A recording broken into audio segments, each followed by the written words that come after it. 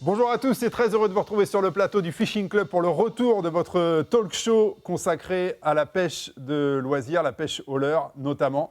Ça faisait longtemps qu'on n'avait pas fait d'émission du Fishing Club. Vous avez été nombreux à nous demander le retour de l'émission. Voilà, c'était un petit peu compliqué à organiser parce qu'il faut aligner tous ces experts de la pêche sur une seule date et un seul lieu. Ils ont des emplois du temps de ministres.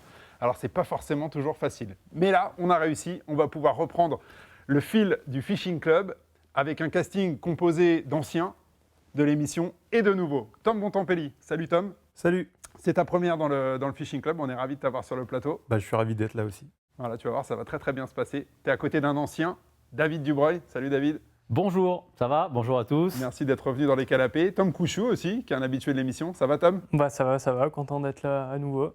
Et en face de vous, Gaël Even. Ça va Gaël? Ça va très bien. Et un autre nouveau, Benjamin Castet. Salut Benjamin. Salut. Et bienvenue dans le Fishing Club. Merci de m'avoir invité. Allez, on va attaquer direct cette nouvelle saison du Fishing Club avec un sujet sur une famille de leurres dont on parle relativement peu. Il s'agit des glide baits. Et David, comme souvent, je vais te demander de nous préciser, de nous définir, c'est quoi un glide bait? Ça vient de l'anglais to glide, qui veut dire glisser. C'est ça, c'est difficile à décrire parce qu'en fait, on a du mal à les ranger dans ces familles-là. On peut le classer dans la famille des swim baits parce que quelque part, c'est quand même un leurre qui va nager en le moulinant. C'est aussi un big bait parce qu'on a quand même des modèles qui sont relativement gros, même si aujourd'hui, on arrive à les miniaturiser. La plus grosse particularité de ces leurres qui glissent, on va dire, c'est leur nage. C'est vraiment leur nage un peu erratique, c'est-à-dire ils ont une nage où ils vont vraiment faire des écarts droite, gauche, très très amples. Okay. Ils vont avoir la... Allez. Est-ce que schématiquement, on peut dire que c'est un leurre qui ressemble à ça, sans bavette, pour glisser? C'est ça. En deux sections tout le temps ou pas?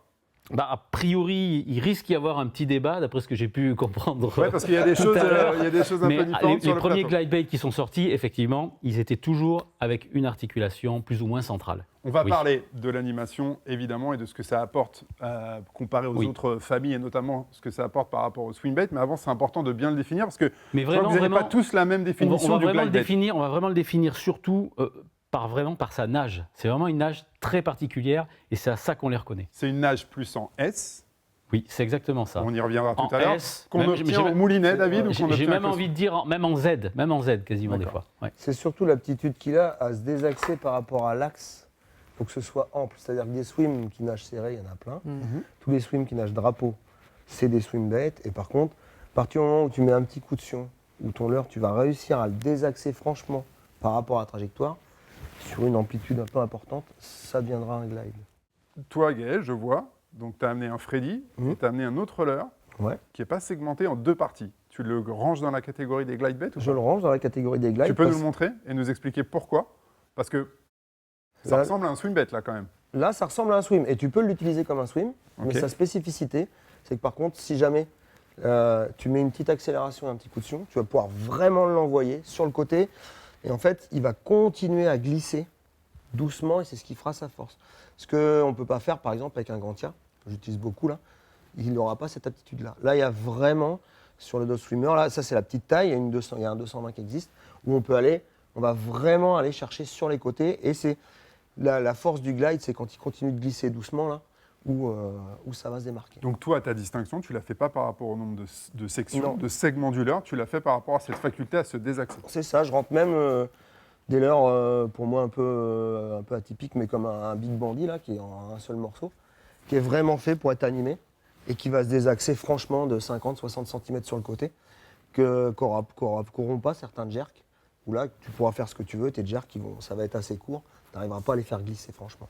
Alors Benjamin, tu as amené un leurre qui, pour moi, comme ça, de prime abord, est un jerkbait. Toi, tu le classes dans la catégorie des glide baits.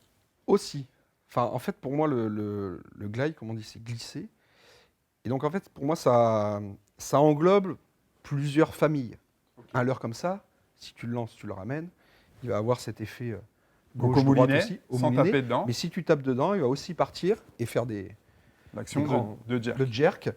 Et c'est glissé aussi. Alors je vous propose, pour ne pas perdre tout le monde, on a bien compris que ce n'était pas le seul distinguo, mais qu'on commence à s'attaquer à ces glide bait en 2 sections qui sont un petit peu les plus répandues et ceux qui correspondent le mieux à la définition du glide. Tom, tu pêches beaucoup au glide bait, tu en as amené là. Ouais. Qu'est-ce que ça apporte un glide selon toi par rapport au swim bait? Les swim bait, on le vend en poupe, hein. Tout le monde pêche au swim bait, c'est vraiment les leurres à brochet et les leurres dures qui ont la cote en ce moment. Et les glides, beaucoup moins. Qu'est-ce que ça t'apporte, toi, le glide? En fait, moi, la grosse distinction que je vais faire, par exemple, entre le Balam qui est très segmenté et qui a une nage vraiment sur une trajectoire très, très droite, comme disait Gaël, ils ont cette inertie qui part sur les côtés. Moi, je vais m'en servir plutôt quand j'arrive au bord de l'eau et que globalement, très rapidement, je prends une ou deux touches, peu importe que je pêche avec ça ou autre chose, que je vois qu'il y a d'autres pêcheurs à côté qui prennent des poissons, que globalement, il y a de l'activité. C'est vraiment des cas où je vais sortir ça, justement, par rapport à tout ce qu'on a dit avant, c'est que c'est un leurre qui est discret, qui ne va pas vraiment vibrer, mais en fait, qui va juste se déplacer. On joue vraiment sur la silhouette. Donc, Ce qu'on fait aussi sur un swim. Oui, mais souvent, il y a un C'est claquement. l'activité... Alors attends, juste pour être sûr que Ouais. j'ai bien compris, c'est l'activité des poissons sur le plan d'eau ou la rivière où tu pêches qui va faire que tu vas plutôt opter Ouais. pour un glide que pour un swim? C'est-à-dire qu'en fait, par exemple, si je prends l'exemple du Balam, quand il nage, il claque, il fait du bruit, ça vibre quand même. Donc là, quelque part, moi, ça, je m'en sers pour jouer sur les réflexes. Alors que là, à l'inverse, j'ai quelque chose de très discret. Les poissons sont en train de manger. Ils sont alertes, il n'y a pas besoin d'émettre vraiment des signaux. Donc tu veux dire que pour toi, la signature acoustique d'un glide, c'est plus discret qu'un ouais, swim? pour moi, c'est beaucoup plus discret et dans les vibrations que ça émet et dans les bruits que ça peut émettre. Et du coup, c'est vraiment, on joue sur l'aspect visuel, sur la silhouette. En plus, il y a ces écarts très souvent en fonction des coloris qu'on va avoir. Mais voilà, le flanc va beaucoup jouer, donc on va faire des flashs. Et c'est vraiment, pour moi, l'intérêt du glide, il est là. C'est-à-dire que le jour où des gros poissons sont dehors, qui sont en train de manger, qu'on n'a pas besoin d'émettre des signaux pour les faire venir, si on met ça et que c'est des poissons qui sont très pêchés, ben on a de grandes chances de les faire attaquer parce qu'il n'y a pas de signaux parasites ou comme un bruit qu'un gros brochet a déjà pu entendre, une vibration qu'il peut connaître. Si on ne met pas un vif, c'est globalement pour moi ce qui se rapproche le plus d'un poisson. Tu n'as pas l'air d'accord, Benjamin. Moi, j'ai toujours du mal avec ces rapprochements vif-leurre. Enfin, moi, j'ai jamais vu un leurre nager comme un vif. Hein. Non, moi, ce que je voulais dire, c'était dans le sens où on n'émet pas des signaux qui vont se rapprocher de la plupart des autres leurres. Un crankbait, ça vibre. Oui. Un spinner, ça vibre, ça met des flashs très métalliques. Là, on a quelque chose de très naturel, en fait. Le glide, vraiment, enfin, on le voit, moi, on l'utilise pour le black bass. Et d'ailleurs, au départ, ça a été conçu pour ça. Il y a eu une grosse mode dans les années 2000. Là, les Japonais se sont mis à fabriquer énormément de swim bait comme ça, là, notamment pour les lacs californiens où ils lâchaient des truites et où les black bass les mangeaient. Et c'est parti de là. Et au Japon, ils ont aussi pas mal de petites retenues d'eau assez haut sur les bassins versants où ils ont des truites. Et effectivement, ils les pêchaient aussi comme ça. Dans les années 2000, là, il y a eu vraiment une effervescence avec ces leurres-là. À cette époque, on les classait vraiment dans les swim bait. Et c'est vraiment à partir de ces C'est années-là une sous-division de la famille des swim bait? Oui, mais Ouais. on disait tout à l'heure, ce qu'il a de particulier, et on le voit avec le black bass notamment, c'est que vraiment, Gaël en a parlé un petit peu, les autres leurres, en fait, c'est quand même, ça nage droit. Ça a beau faire ça, ça a beau faire des écarts, c'est toujours sur une trajectoire. Le glide, il n'est pas sur une trajectoire. Et c'est ça qui va faire vraiment son attractivité, c'est incroyable à voir. Mais sur le black bass, on le voit, les poissons montent, on voit tout de suite ce qui se passe, c'est-à-dire que il n'a pas le même comportement derrière un glide que derrière n'importe quel leurre. Okay. C'est-à-dire que vraiment, pour un leurre a l'habitude de se déplacer droit, il y va, il le suit. Là, il a un leurre qui va partir, et comme dit Gaël, des fois, il va le lâcher, il va glisser tout seul, il va revenir comme ça sur lui-même, face à face au poisson. Et là, on a tout de suite un leurre, et je comprends ce que tu dis quand tu dis pêche au vif, c'est que ce n'est pas une trajectoire mécanique droite dans un couloir, c'est vraiment une nage erratique qui va partir d'un côté, hop, il va repartir de l'autre. Il va vraiment aller faire sa vie, même si nous, de loin, on voit que c'est quand même dans un couloir. J'ai l'impression, moi, pour le poisson, il a quelque chose qui lui échappe et qui s'en va. Le comportement derrière, il est incroyable sur un black bass. On a vraiment un poisson qui... On les accroche, hein, on voit bien le poisson qui est là et qui est capable de le suivre. Aujourd'hui, avec les lives, on le voit sur des jerks et tout ça, mais avant, on ne le voyait pas. Et visuellement, ces leurres-là, c'est vraiment le black bass derrière. Il adopte un comportement qu'on ne retrouve pas avec d'autres leurres. Tom, quand est-ce que tu sors un glide bait, toi moi, je sors un glide bait plutôt quand les conditions sont plutôt difficiles. Ouais. C'est-à-dire que... un peu à l'inverse de l'autre Tom. Hein. Ouais, c'est justement, quand tu disais, ça m'a fait... moi, je le sortirais plutôt quand il n'y a pas trop d'activité pour essayer de déclencher des poissons qui n'ont pas réagi. Alors, je parle de brochet, parce que je pêche surtout le brochet. Des poissons qui n'ont pas réagi sur des pêches plus dynamiques. du leurre souple, du chat, du chatterbait. Et quand les conditions sont difficiles, ça fait partie des leurres que j'essaye et qui régulièrement permettent de déclencher les poissons dans les journées difficiles. Donc si j'ai bien compris, tu ne vas pas te servir, c'est pas le leurre que tu vas sortir en premier sur tes sessions. Gaël, on a entendu, ils ont deux approches complètement différentes, là, les deux tomes. Toi, qu'est-ce qui fait que tu vas aller chercher un glide bait dans ta boîte? C'est quoi? C'est l'activité des poissons comme eux? Déjà la couleur de l'eau, ouais. C'est-à-dire que moi il me faut de l'eau relativement claire. J'aime pas pêcher dans l'eau trouble avec ça. Donc, comme avec les swims pour le coup. Comme avec les swims, ouais. Et après la grosse différence du glide, c'est par rapport à un swim, le glide il va me permettre. Alors je fais bien le distinguo entre rivière et plan d'eau par exemple. Mais le glide il permet de pêcher plus longtemps sur un spot qu'un swim. Permet d'insister. Il va permettre d'insister et sur des fois où, en rivière par exemple, quand tu as un arbre immergé, si tu arrives de l'amont là, ça te permet vraiment de lancer devant. Et avec le courant, en fait, tu vas pouvoir le faire jouer soit devant l'herbier, soit devant l'arbre et déclencher un poisson difficile comme ça. Tu as le courant dans le dos. Tu jettes, je lance tu jettes aval, voilà, c'est ça. C'est ça, Okay. je jette aval en amont de l'arbre ou de la coulée d'herbier. Et je vais amener mon glide dedans et je vais le faire insister sur cette zone. Okay. Et pour moi, une des forces de ça en plan d'eau, du glide, c'est que je te rejoins un peu par rapport au flash. Et il y a aussi le fait qu'il présente le flanc régulièrement au poisson ou la tête. Et donc ça favorise les phases d'attaque, les brocs. Il y a des fois où en linéaire, ils vont suivre. Et tu le vois bien, même sur n'importe quelle leurre, si tu arrives à un moment à le désaxer un petit peu, tu vas favoriser l'attaque. Et pour le coup, le glide, c'est le leurre par excellence pour ça. Parce que tu vas le ramener, tu peux le ramener assez rapidement avec des petits coups de sion ou pas. Et par contre, à un moment, tu peux vraiment l'envoyer.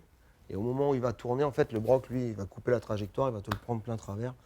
Est-ce que tu aimes bien avoir le contrôle visuel? Ce que tu racontes là, est-ce que tu aimes bien, ça fait partie des leurres sur lesquelles tu aimes bien avoir un contrôle visuel direct? Ou autrement dit, est-ce que tu vas t'en servir dans 6 mètres d'eau ou pas trop? Dans 6 mètres, en fait, c'est un leurre, c'est comme les swims pour moi. C'est un leurre qui est fait pour faire monter les poissons. Okay. C'est-à-dire que je peux le mettre 2-3 mètres sous la surface et ne pas le voir. Si jamais il y a 5-6 mètres en dessous, ça ne me gêne pas.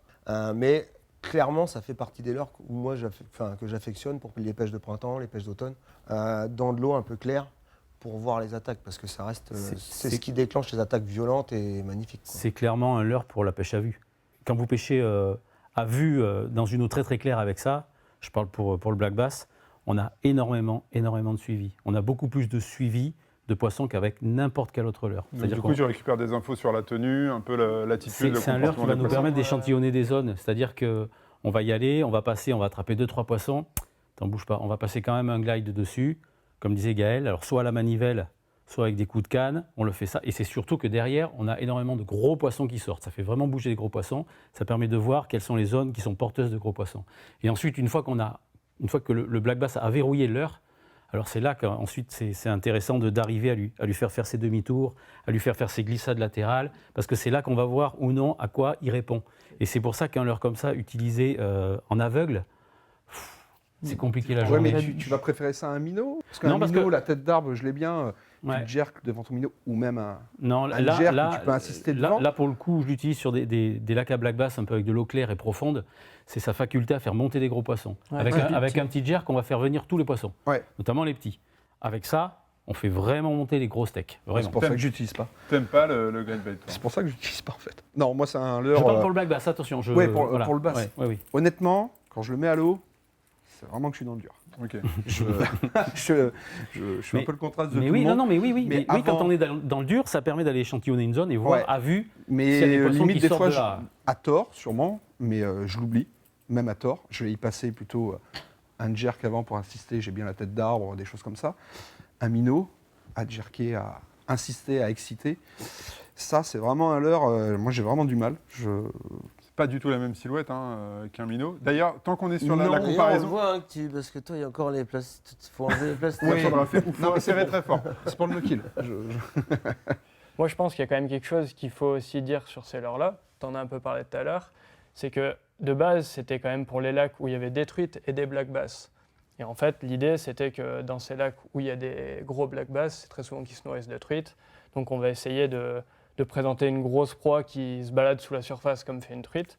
Pour le brochet, pour moi, c'est la même chose. On va présenter quelque chose de très discret qui passe sous la surface pour sélectionner un gros poisson qui ne viendrait plus sur un leurre traditionnel qui vibre fort, qui fait du bruit. C'est pour ça que quand j'arrive sur un plateau et que je vois que les poissons sont dehors, Moi, si je sors ça, c'est quand même pour prendre un beau poisson. C'est quand même des leurres qui sont d'une taille Tu peux importante. montrer le gros que tu as, ça, il est tout rayé, donc tu l'utilises pour de Bien vrai sûr. celui-là. Ouais, bien sûr. Et Ok. ça, Tu peux le typiquement, montrer à la caméra. Là, il y a quand même c'est quelque chose que je vais sortir il y a une belle bouchée. quand je veux cibler des gros poissons, que je sais qu'ils sont très pêchés et que je veux avoir quelque chose où je suis sûr que je ne vais pas les effrayer, qui vont le voir, mais qu'il n'y aura pas de signaux parasites qui pourraient potentiellement faire suivre le poisson et l'empêcher de prendre. C'est pour moi J'avais l'intérêt du l'impression glide de bait. l'extérieur que la nage des swimbaits, ceux qui nagent en drapeau, là, était un peu plus furtive, presque un peu plus discrète que ça, parce qu'il y a quand même un claquement dans l'eau sur le glide, notamment si on a l'animation, Gaël.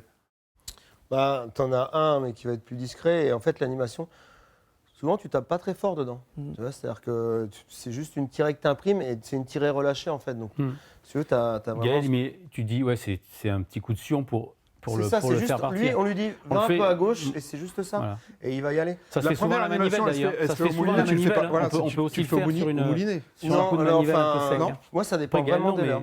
C'est-à-dire ça peut se que faire. moi, Mais tu c'est peux. un des leurres que j'utilise beaucoup, justement. Si on prend le Freddy, par exemple, là, qui est un des grands... je ne l'utilise pas du tout comme un swim, j'utilise systématiquement comme un glide. Par expérience, j'ai beaucoup plus de touches à l'animer Ocean Qu'au moulinet. qu'au moulinet. Même en variant. Clairement, même en faisant variant. des- Même au quart de J'ai tour. l'impression que ça fait la même chose. Ça dépend aussi des leurs. Hein. Il y en C'est a qui ça. vont En partir fait, plus c'est ce qu'il faut facilement piger. et d'autres, il faut les. Et donc, je sais que là, quand je pêche Freddy, j'anime systématiquement Ocean parce que Hmm. au moulinet, j'ai quasiment pas de touche. Et à l'œil nu, je pourrais pas expliquer ce qui fait la différence. C'est-à-dire que au moulinet, j'ai l'impression qu'il fait la même chose. Par contre, les brocs, eux, me disent l'inverse. Ce qui est bien avec le glide, c'est qu'on peut avoir des phases linéaires un peu comme avec un swim. Hein.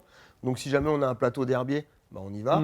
Si à un moment, on voit Dans ce cas-là, qu'il y a il va avoir une il va nage avoir comment une nage en S classique, enfin classique Ok, oui. de swim. Mais par contre, si à un moment je vois que j'arrive sur un herbier qui monte un peu plus, sur une tête d'arbre qui dépasse du bord n'importe, je peux très bien là imprimer 2 ou 3 coups de sion un peu rapides ou plutôt lents si jamais j'ai vu que les poissons ils étaient apathiques. Et là, je vais le faire dévier sa trajectoire. Et quand je pêche Freddy, par exemple, je pêche énormément au printemps avec.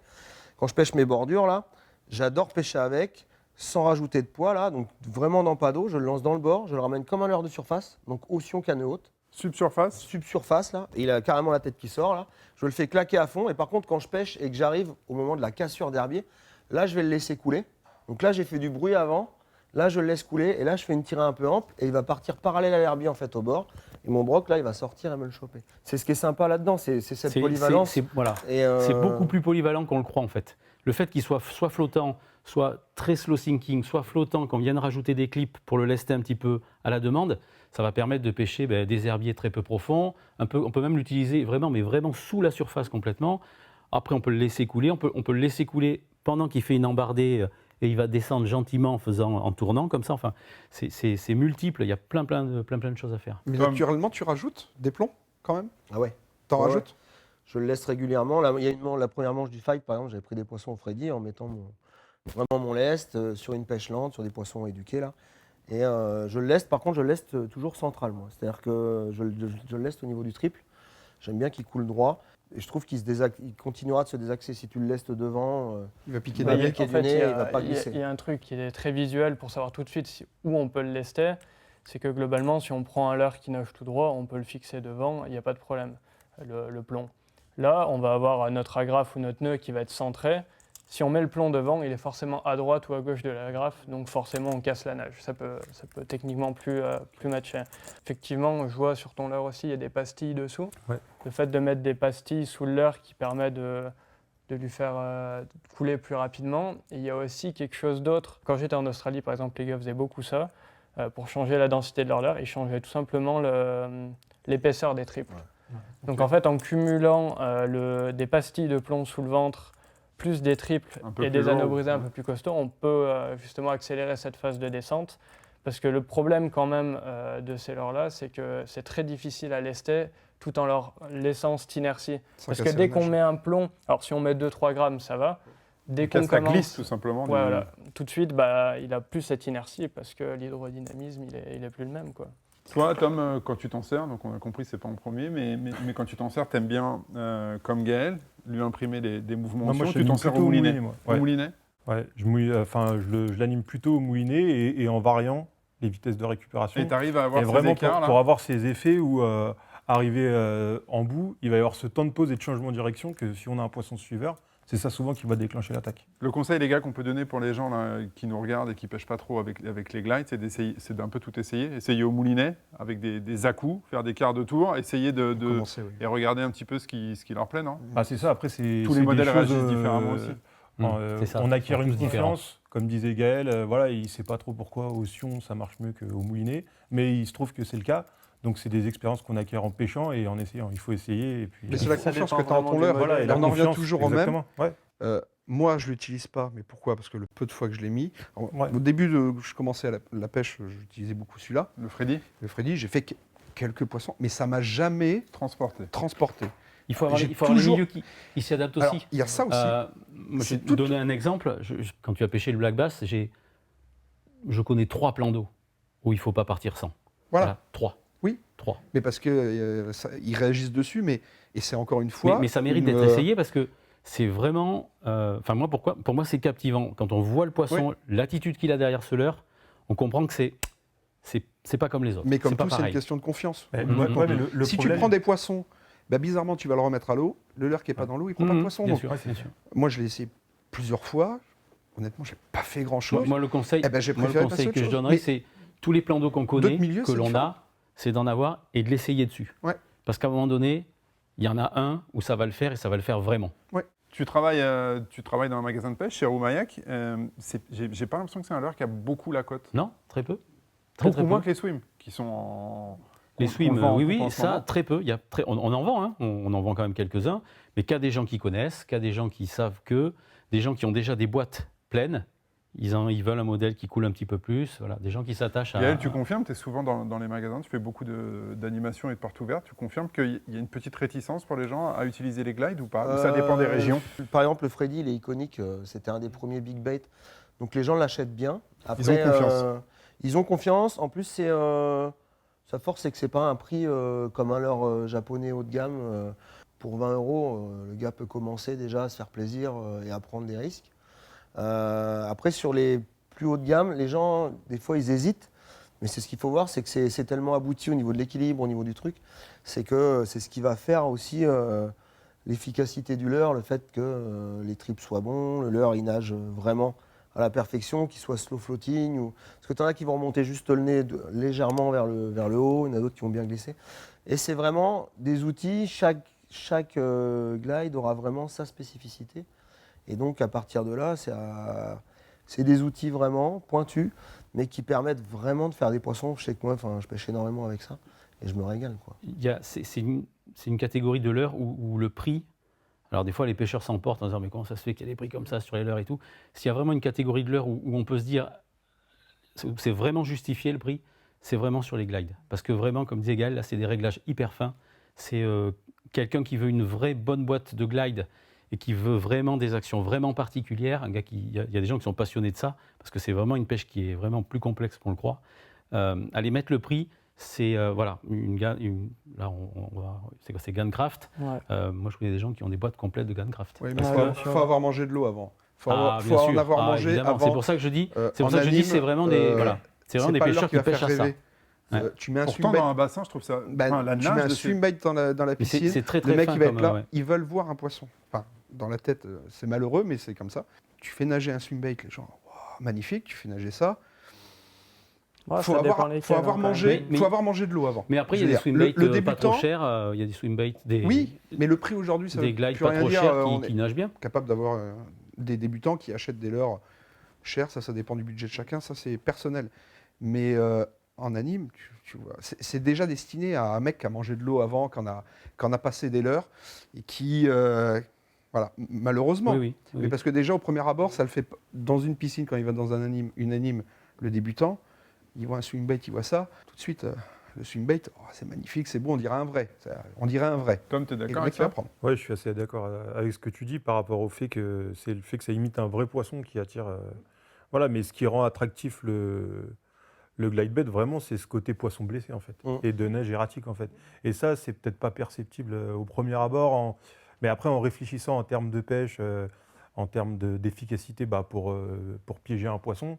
Voilà, si on commence à réfléchir au côté vraiment proie blessée, qui nage un peu n'importe comment, qui monte ses flancs, qui s'arrête, qui repart, En termes d'efficacité, je pense que... C'est hyper universel. Moi, c'est un truc que j'utilise beaucoup et pas que sur le brochet. C'est-à-dire que sur les petites tailles, j'ai déjà pris des truites avec. Sur les zones où les cendres échassent dans peu d'eau, dans les courants, c'est quelque chose qui marche très bien. J'ai passé une bonne période à pêcher le salagou, par exemple, dans le sud, ou à l'automne et même en hiver, hein, où il y a les jours où il y a beaucoup de vent, il y a beaucoup de poissons fourrage qui est collé aux herbiers contre le bord.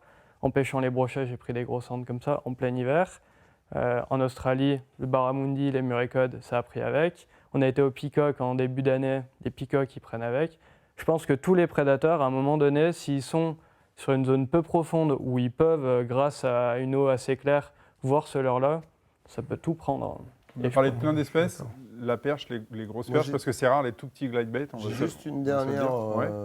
Je sais que là, ça fait 3-4 ans là, que j'utilise pas mal de swimmer là. Et donc, Tu lui, peux le il est- remontrer? Ouais. La particularité, ça c'est la petite taille, il est flottant, d'accord. Et j'ai fait pas mal de belles pêches, et même en hiver. Vraiment à l'animer, lentement, quand l'eau chauffe un peu plus l'hiver, notamment là, quand tu sais, les journées où tu as un fond dense qui a été ensoleillé ou n'importe. Fin de journée là, à l'animer et à le laisser remonter et flotter en surface et à voir les poissons qui viennent le cueillir doucement. Et ça, j'ai vraiment eu des grosses sessions avec ça, où le fait d'attendre, le laisser remonter même au lever du jour, qui là, pour au le printemps. coup est pas très naturel. On parlait de C'est- l'imitation des poissons. Tu sais, alors, pas très Ces naturel. poissons qui remontent comme ça, ouais, droit bah, dans la qui est, couche d'eau. qui est mourant, quoi. Ouais, je sais Ouais. pas si c'est mourant ou pas, mais disons que. Mais ils aiment ça. Il vient, ouais, et c'est pas une touche. Ce qui est surprenant, c'est que les premières fois, tu te fais avoir parce que tu as l'impression que c'est une perche qui est venue taper dedans. Parce que c'est pas un gros remous violent. En fait. C'était là, il Très remonte sec, très doucement court. et tu es là, tu dis. Et tu attends d'avoir le poids, tu lèves. Et non, c'est bien un broc qui est venu vraiment juste le chercher sur cette phase de pause. Donc c'est pour ça, c'est bien d'avoir les différentes densités, mais c'est bien de temps en temps de marquer cette pause là quand on en a un flottant et de le laisser remonter. Même s'il y a de l'eau en dessous, c'est pas très grave. Parce que ça arrive régulièrement. Bon, les premières fois que je me suis rendu compte de ça, c'est quand tu as un pote qui te demande un truc ou n'importe, t'arrêtes Ouais. et tu es en train de bricoler un truc, tu l'aides ou tu cherches une pince. Et puis d'un coup, tu es là, ton truc il était là arrêté depuis 15 secondes en Seule surface. touche de la journée. Ouais, mais. Et ça t'est arrivé plusieurs fois. Ah non, mais j'en ai pris vraiment beaucoup comme ça par moment. Ouais. Ça, c'est un truc moi, qui m'arrivait beaucoup. Quand je pêchais les plateaux en bateau, tu lâches un peu la manivelle, tu attrapes la télécommande pour rediriger le moteur électrique, bah, tu prends la touche à ce moment-là. Ou pareil, tu ramasses un truc dans le bateau pour le donner à quelqu'un, tac, tu te fais enlever la C'est casquette. parce qu'il glisse. Parce qu'il glisse tout seul. Ouais, On il l'a dit, continue. on Tu peux l'arrête. cibler. Lui, il continue à pêcher. Ouais. Il est parti. Et là. puis c'est une Plus proie facile à facile, cibler. c'est une dépense d'énergie pas nulle, mais très faible pour le prédateur, pour avoir un apport. Tu casses la nage. Ouais, Je c'est pense facile. qu'il y a- quoi. ouais, il y a Il ce vient le côté-là. cueillir, quoi. Il y a ce casses le côté, par rapport à tous les leurres qu'il voit d'habitude, il y a ce côté justement, change de direction, de hauteur d'eau, et puis à un moment, je m'immobilise, et donc le poisson qui était là, ça se mange Ouais. pas, pour le coup, ça va le décider Il y goûte, quoi. dernièrement. Et tout à l'heure, tu parlais du fait que les black bass, ils suivaient de très loin. Petite anecdote, par exemple, sur cette taille-là. Les Japonais ne l'utilisent pas pour pêcher directement pour prendre les poissons, ils l'utilisent pour les faire sortir exactement comme Oui, c'est tu ça. disais. Ouais, oui. Ils font le tour un peu rapidement avec un leurre qui est surdimensionné, les poissons sortent c'est de ça. la bordure et reviennent avec ça. des worms, des jigs, des choses comme ça. C'était le live avant le live. C'est ça. Pas mal ça. On va terminer sur une espèce qui est très peu recherchée au glide bait, c'est le bar, sauf si je me trompe. Autant pour les pêcheurs de bar, tout ce qui est jerk minnow, tout ça, c'est solidement ancré depuis des années, des décennies. Autant le glide bait, pas trop en mer. Il y a une petite tendance qui commence à émerger sur la pêche des bars au swim bait. Il y a assez peu de gens qui le font. Mais ce que je trouve intéressant, c'est que dans les formats de leurre que vous avez amenés, il y a des choses qui doivent assez bien se lancer, qui peuvent intéresser les bars, là, Gaël, je vois le Freddy, et pour insister dans les zones peu profondes, là, au-dessus des parcs à huîtres ou sur les plateaux rocheux, c'est quand même un très très bel outil. Ça peut se développer, la pêche du bar au glide bait? Ça peut, je pense que tout Ou ce s'il qui voit est- moins d'intérêt qu'en eau douce? Non, alors j'ai pêché au Freddy moi, mais j'ai pêché comme je disais surface avec. D'accord. Avec la Subsurface. particularité de pouvoir le laisser couler, qui est intéressante. Les journées où ils sont où ils hésitent à monter, bah, dès que ça montait, j'accélérais, je laissais couler, tu remets une tirée, et là, quand c'est les groupes de poissons, l'automne, ils le prennent très bien. Mais après, la grosse difficulté qu'on éprouve au bar, c'est que je pense qu'il y a vraiment un bel avenir à pêcher avec ça, mais il faut des zones où il n'y a pas trop de courant, parce que ça pêche pas suffisamment vite, on va dire, sur les zones où il y a du courant qui débite, pour déclencher les poissons. Est-ce Par que contre, ça se lance correctement, les glides? On n'en a pas parlé. J'ai envie de dire Pas pire qu'un swim. souvent mieux qu'un swim parce que souvent ils sont en 2 articulations et donc ça a tendance à pas trop tourner. Donc un peu mieux qu'un swim, mais toujours moins bien qu'un leurre qui est monobloc. Puis il y a quelque chose aussi, c'est que jusque-là c'était vraiment très typé eau douce. Les fabricants faisaient beaucoup pour l'eau douce. Là, il y a vraiment une vraie tendance au Japon à créer des leurres, des glides pour pêcher en mer. C'est vraiment quelque chose qui se développe fort là-bas. Et nous, typiquement, cette année, par exemple, Megabass nous ont proposé des glides notés SW, Saltwater, avec les triples qui vont bien tout de suite dessus, des coloris imitation sardine, voilà. Donc c'est quelque chose là-bas qui est en train de vraiment se développer. Ils commencent à mettre des transferts de masse dans les 2 sections, justement pour améliorer la distance de lancer. Et là-bas, c'est quelque chose qui a pris une grosse part du marché sur la pêche du black bass. Donc on va avoir des outils qui vont être de plus en plus adaptés justement à cette pratique-là. Et je pense que ça peut mettre un petit peu de temps, mais qu'on y viendra, notamment pour chercher les gros poissons de la même façon qu'en eau douce, quoi. Pour terminer, vos modèles préférés, rapidement. Tom, tu en as amené 2 là qui n'ont rien à voir. Il y en a un beaucoup plus effilé que l'autre. Alors le point commun de ces deux glide baits, ça va être qu'ils vont pouvoir nager sans décrocher à toutes les vitesses. C'est-à-dire qu'on va pouvoir les ramener aussi bien très lentement que très rapidement. Voilà, que très rapidement en subsurface, voire vraiment avec limite le dos qui sort de l'eau. Okay. Et t'as pas vraiment de préférence entre les deux? J'ai une petite préférence pour celui-là. Ça s'appelle Ça s'appelle le Glideway 176. Ok, pour les gens qui seront intéressés. Ouais, voilà. Et ce qui est intéressant par rapport au côté, qui permet différentes utilisations, ça va être qu'il y a des emplacements déjà prévus. Du coup, pour éviter de se poser la question où on met le lest, etc. À la base, il est slow floating. En mettant une pastille, il devient suspending. Et en mettant 2 pastilles, il devient slow sinking. Voilà. Okay. Alors après, en fonction de la température de l'eau, etc., ça peut varier. Mais ça permet du coup de s'adapter à pas mal de situations avec un seul leurre. Okay. Voilà. Et ce que j'aime bien, c'est le côté dodu. Qui crée une certaine présence et qui fait une belle proie pour le brochet. C'est joli, je t'invite à l'oublier sur la table après l'émission. Ça marche. Toi, tu pêches vraiment beaucoup, Tom. C'est quoi tes modèles iconiques? T'as amené des très belles choses. Là, j'ai amené les 2 trucs que j'utilise le plus. Donc là, c'est 2 jointed claw, des tailles différentes. Tu peux les montrer? Donc jointed claw et e-slide. Pour moi, si on doit en avoir 2 modèles, c'est hyper complémentaire avec ces 2-là, dans le sens où la pêche dont a beaucoup parlé Gaël, un peu sur des postes très marqués, insister devant une branche, un herbier, le e-slide le fait super bien. Il y a vraiment cette capacité à faire des demi-tours sur place qui est assez incroyable, donc pour ça c'est très bien. Par contre, dès qu'on accélère un peu, qu'on veut pêcher un peu plus large sur un plateau, il va un peu plus décrocher sur les phases d'accélération, et là le jointed claw est vraiment très bon pour ça. Donc globalement, j'en ai pas mal, mais c'est toujours sur ces 2 modèles-là que j'arrive à faire ma pêche quand c'est au glide. David, il y a un modèle iconique pour les pêcheurs de black bass à essayer en priorité. Jointed claw, il est connu. Ouais. Ok. Gaël, toi? Freddy et Dos Swimmer. Les 2 que tu as déjà, il y a un coulant, un flottant, un qui peut avoir des billes et l'autre pas forcément. Donc le Freddy pour faire du bruit ou pour faire monter des poissons quand il y a du vent et tout ça. Et le Dos Swimmer, à contrario, quand c'est calme, quand il faut vraiment faire des glissades hyper discrètes et tout ça, il fait vraiment bien le boulot de ce côté-là. Bon, et toi, Benjamin, tu nous conseilles un direct bait, quoi? Moi, j'ai préféré, Moi, j'ai préféré, mais je vais m'y remettre. Non, mais c'est vrai, ils t'ont donné un peu envie ou pas? Dis la vérité. Honnêtement, ouais. Non. non, si. Mais tu vois, plus sur des pêches de rivière. Okay. Moi, je pêche beaucoup en lac. Des gros modèles, peut-être. Mais sur mes pêches de rivière, avec beaucoup d'herbiers, l'arbre qui tombe dans l'eau, des choses comme ça, on a quelques modèles chez Berkeley, comme le Jointed, là. Et en étant honnête et impartial, j'avoue que le Freddy c'est bien. Ça, ce qui est intéressant, c'est le format, pour le coup. Parce qu'il n'y a pas beaucoup de petits glides. Celui-là, trapu. Il est trapu, il est haut, et c'est intéressant. On a différentes tailles, mais à réessayer. Okay. Là, je vais en reprendre, j'avoue. Je t'enverrai les photos ou pas. Ok. Merci beaucoup, les gars, d'être venus parler des glide baits. On espère qu'on vous aura donné peut-être envie d'en essayer ou d'en réessayer et puis de vous perfectionner pour ceux qui ne pêchent pas beaucoup avec les glides sur l'animation de ces leurres qui sont franchement hyper techniques et hyper ludiques, je trouve, à voir évoluer dans l'eau. Merci les gars d'être venus. Ça s'est bien passé la première, Tom? Très bien, nickel. Et toi? Nickel. Vous reviendrez?